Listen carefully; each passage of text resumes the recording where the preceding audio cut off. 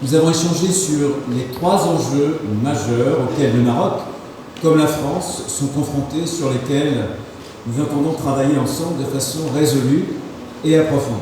Tout d'abord, notre coopération en matière de sécurité civile et de gestion des grands événements. Nous avons signé hier soir avec le ministre 2 accords importants en matière de sécurité civile, de protection civile, qui ouvrent la voie, j'en suis sûr, au renforcement de nos coopérations.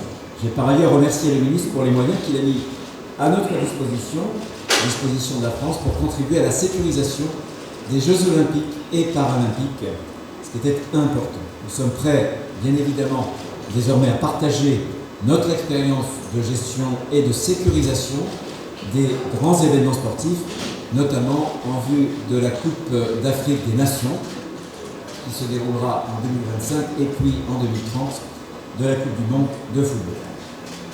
Premier enjeu. Deuxième enjeu, les enjeux sécuritaires, où nous avons une coopération dense et de très grande qualité. Nous avons échangé notamment sur 2 priorités en particulier. Notre coopération en matière de lutte contre le terrorisme, qui est approfondie et fructueuse.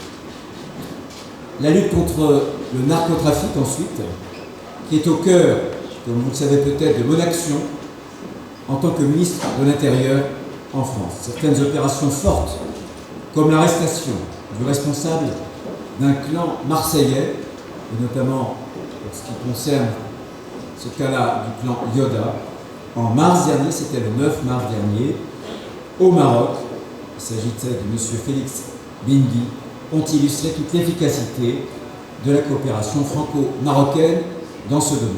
C'est dans cet esprit que nous souhaitons resserrer les dispositifs entre nos services respectifs dans les semaines et les mois qui viennent. Enfin, les questions migratoires, sur lesquelles nous avons à la fois un agenda global qui comprend les mobilités légales et la lutte contre l'immigration irrégulière. Nous avons un cadre de travail que nous souhaitons approfondir, que ce soit en matière de retour, de lutte contre les filières ou de surveillance des frontières terrestres et maritimes. Sur la question des réadmissions de ressortissants marocains en situation irrégulière, nous avons un cadre et des procédures avec des délais et des éléments d'identification pour les personnes dont l'origine n'est pas documentée. Nous avons convenu de les améliorer pour raccourcir les délais et pour mieux faire en termes de nombre de personnes réadmises.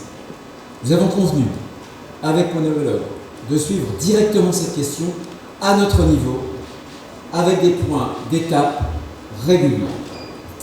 Sur la surveillance des frontières, nos 2 pays font face à des pressions migratoires fortes et à la responsabilité de surveiller des frontières terrestres, maritimes, stratégiques, ce qui ouvre un potentiel important d'échange d'expériences et de bonnes pratiques. C'est un axe, là encore, que nous allons développer.